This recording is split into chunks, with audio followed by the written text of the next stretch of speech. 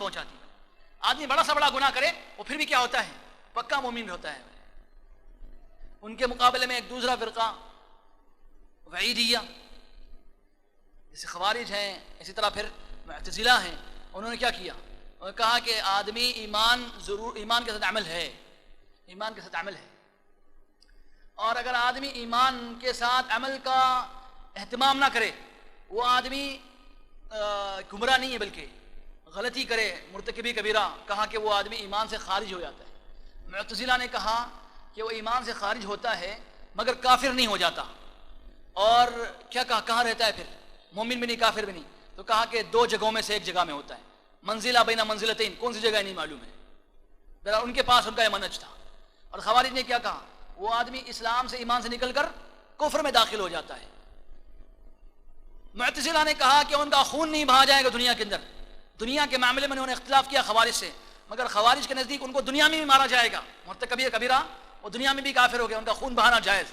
معتزلہ نے ان کے خونوں کو جائز نہیں قرار دیا، مگر آخرت کے معاملے میں دونوں ہی برابر ہیں۔ دونوں نے کہا کہ دونوں جہنمی ہیں۔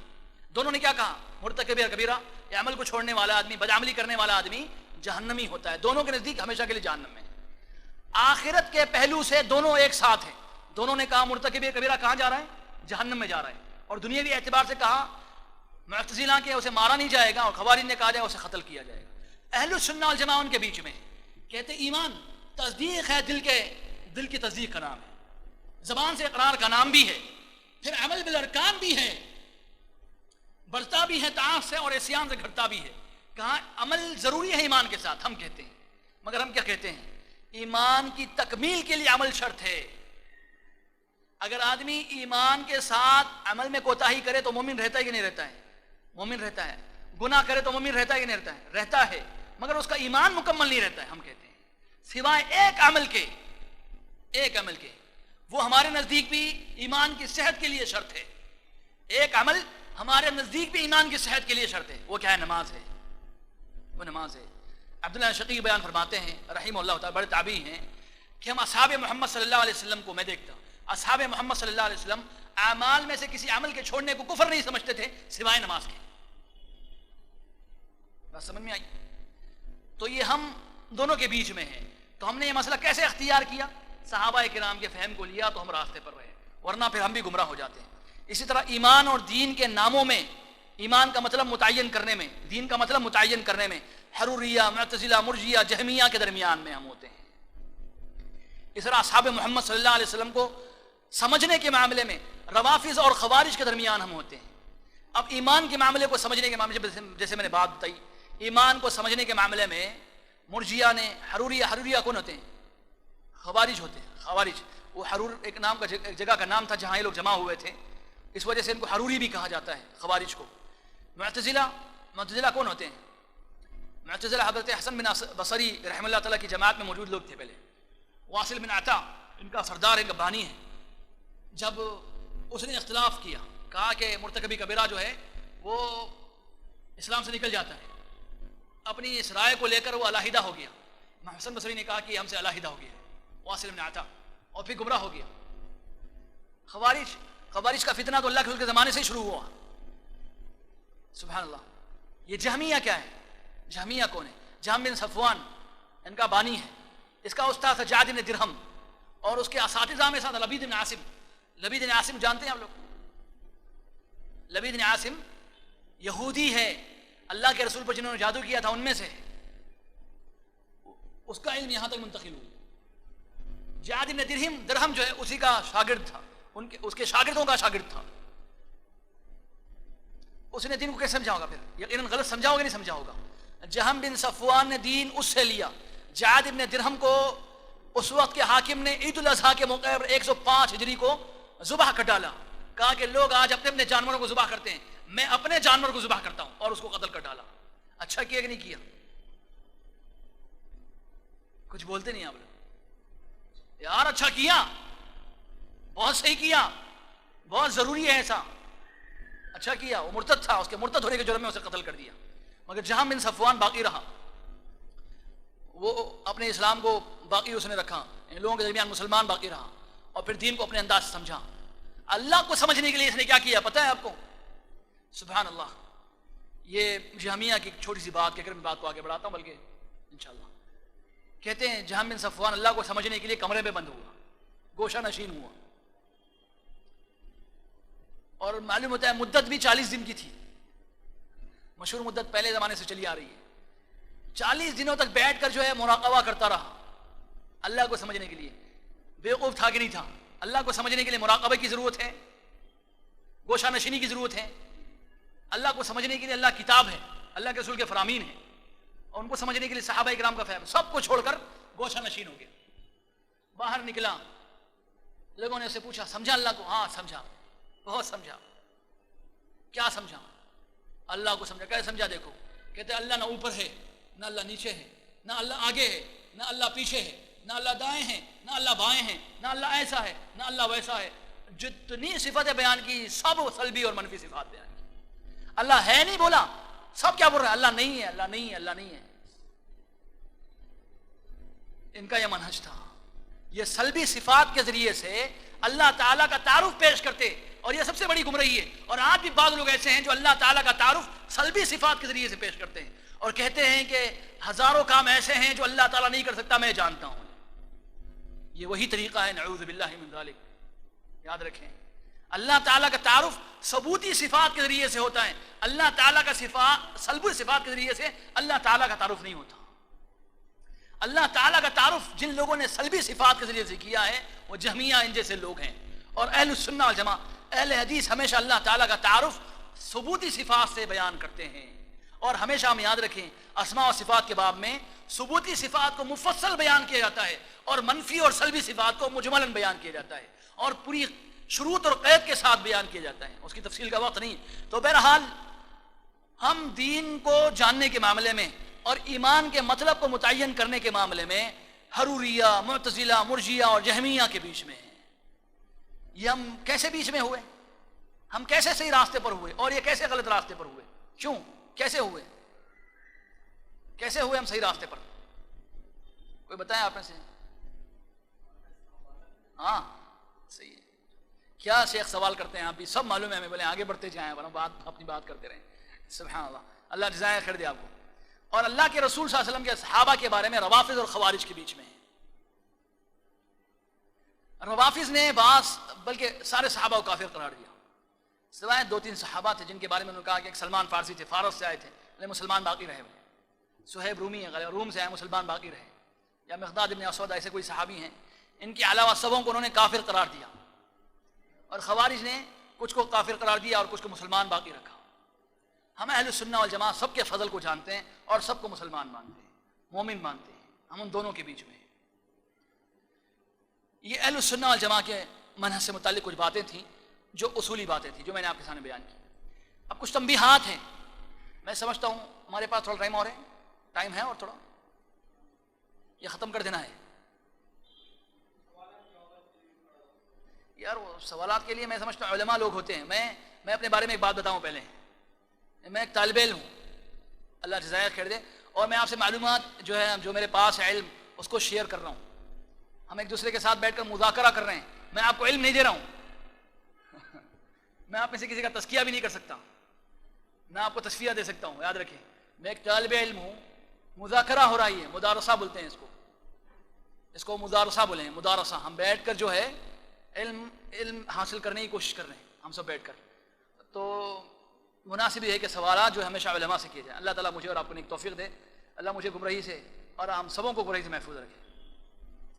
دیکھتے ہیں انشاءاللہ اگر کچھ موقع ملتا ہے اور میسر ہوتا ہے تو بات کرتے ہیں انشاءاللہ۔ ایک کتاب میں نے قریب میں دیکھی، اس کو میں نے بڑا اچھا پایا، اس میں کچھ تنبیہات ہیں، میں سمجھتا ہوں ان تنبیہات کا تذکرہ میں آپ کے سامنے کروں تو مناسب۔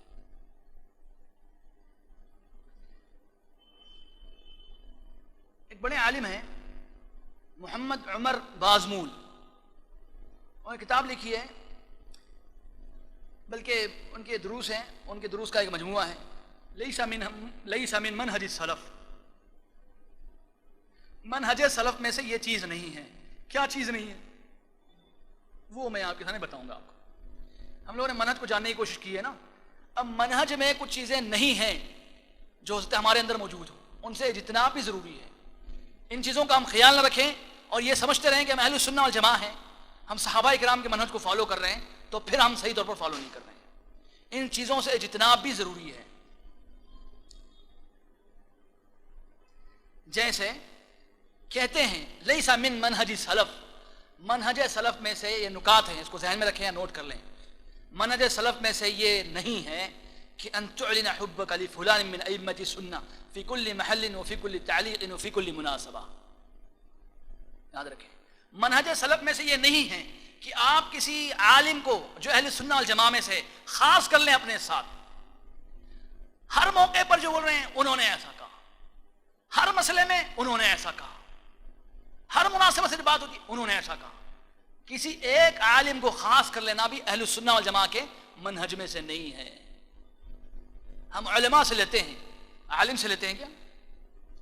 عالم سے لینے کی بات ہوئی تو پھر تقلید کی بات ہوئی۔ اللہ نے کیا فرمایا؟ فَاسْأَلُوا اہل الذکر، صاحب الذکر بولے اللہ تعالیٰ، فَاسْأَلُوا اہل الذکر، علم والوں سے علم لو۔ علم والے سے کہا اللہ تعالیٰ نے، علم والوں سے لو۔ بعض لوگ کیا کرتے ہیں، اس کو تقلید کے لیے دلیل بناتے ہیں، بولے علم والوں سے لو، علم والوں، بولے اللہ تعالیٰ نے کہا فَاسْأَلُوا اہل الذکر، پوچھو نہیں جانتے ہو تو کس سے؟ اہل ذکر سے۔ بیچارے نہیں معلوم اہل ذکر کا مطلب کیا ہے، علم والے ہیں، علم والا نہیں ہے۔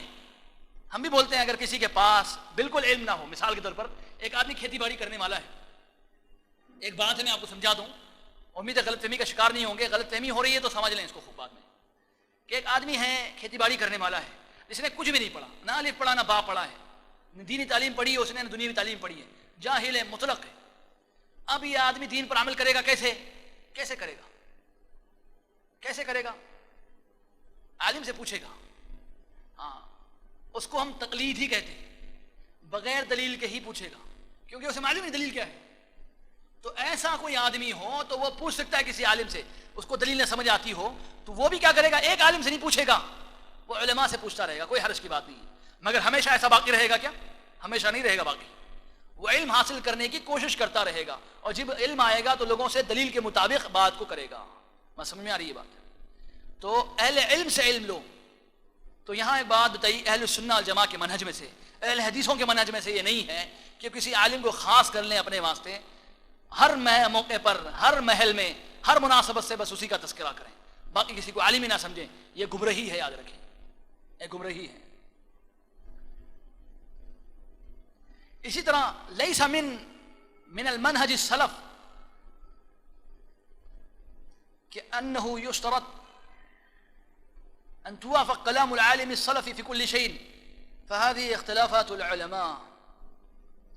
هذا الشافعي رحمه الله تعالى يخالف مالك، وهذا احمد يخالف الشافعي وهم ائمہ۔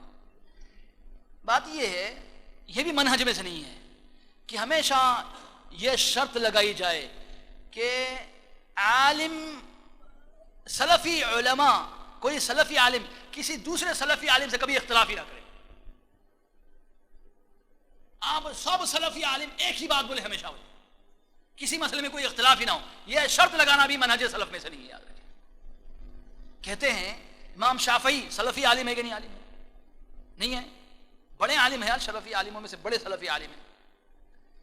یخالف مالک، امام مالک کی مخالفت کرتے ہیں، اختلاف رکھتے ہیں، مخالفت کا مطلب اختلاف رکھتے ہیں۔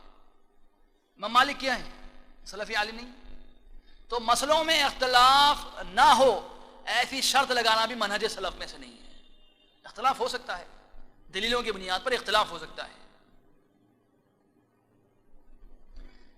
اگر ایسا کہا جائے تو یوں سمجھا جا رہا ہے کہ اختلاف حرام ہے، پھر حالانکہ اختلاف ممکن ہے، اگر ممکن ہے تو حرام نہیں ہے، پھر اختلاف ناجائز ہے، ایسا کہنا منہج سلف میں سے نہیں۔ واللہ اعلم بالصواب۔ کہتے ہیں لیس من المنہج السلف الاقتصار علی الکتاب والسنہ۔ ابھی میں نے بات بتائی، منہج سلف میں سے یہ بھی نہیں ہے کہ صرف کتاب و سنت کو پکڑا جائے، صرف کتاب و سنت کو لیا جائے، یہ بھی منہج سلف میں سے نہیں ہے، کیونکہ ہمارے پاس فإن هذا كل الطوائف والاحزاب يدعونه، کیونکہ جتنی جماعتیں ہیں اور جتنے طائفے ہیں، جتنے گمراہ فرقے ہیں، وہ سب کے سب اس بات کا دعویٰ کرتے ہیں کہ نہیں کرتے ہیں؟ ابھی بات ہوئی تھی، بل السلفیہ یہ تمسک بالکتاب و سنہ، وہ فَهَمُهُمَا عَلَى ضَوْءِ فَهْمِ السَّلَفِ الصَّالِحِ، بلکہ سلفیت کیا ہے؟ کتاب و سنت کو پکڑے رہنا یہ ضروری ہے، اور کیا کہتے ہیں اس کو سمجھنا سلف صالح کی سمجھ کے مطابق، یہ منہج سلف ہے۔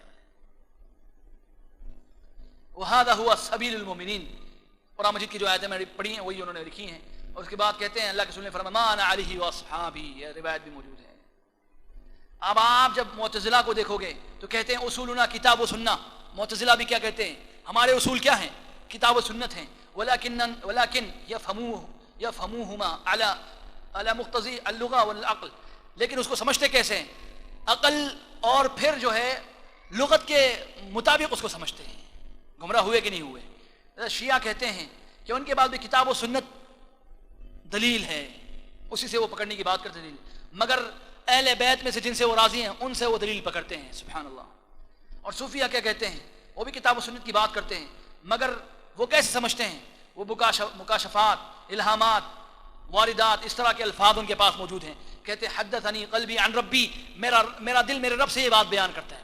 نعوذ باللہ من ذلک۔ تو کتاب و سنت کی بات کی کہ نہیں کی؟ انہوں نے بھی کی، مگر گمراہ ہوئے کہ نہیں ہوئے؟ اور اخوانی وہ بھی کہتے ہیں کتاب و سنت کی بات کرتے ہیں، لیکن وہ بھی جو ہے عقل اور لغت کا اہتمام کرتے ہیں معتزلہ کی طرح۔ سبحان اللہ۔ تو یہ بھی منہج سلف میں سے نہیں ہے۔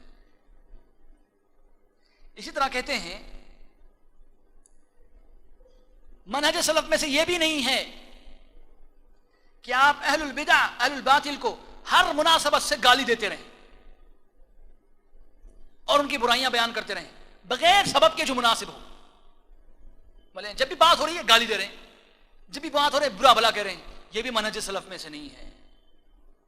بلکہ اللہ کے رسول نے یوں ارشاد فرمایا ہے من رأى مبتلا، کوئی کسی آدمی کو کسی تکلیف میں مبتلا دیکھے تو کیا بولے؟ الحمدللہ الذی عافانی مما ابتلاک بہ وفضلنی علی کثیر ممن خلق تفضیلا۔ کیا کہا اللہ کے رسول صلی اللہ علیہ وسلم نے؟ اگر کوئی آدمی کسی آدمی کو مشکل میں دیکھے تو کیا دعا پڑھے؟ اللہ تعالیٰ کا فضل ہے جس نے مجھے اس مصیبت سے محفوظ رکھا ہے اور مجھے کئی لوگوں پر اللہ تعالیٰ نے فضیلت دی ہے، تو اس صورت میں یہ بیماری اسے نہیں لگے گی۔ اور ایک بات یہ بھی ہے کہ دعا بلند آواز سے بھی نہیں کرنی ہے۔ آپ کسی بیمار کو دیکھو اور دعا جا کر زور سے پڑھو اس کے سامنے، وہ تکلیف محسوس کرے گا کہ نہیں کرے گا؟ تو اس دعا کو بھی بلند آواز سے نہیں پڑھنا چاہیے۔ بات سمجھ میں آ رہی ہے؟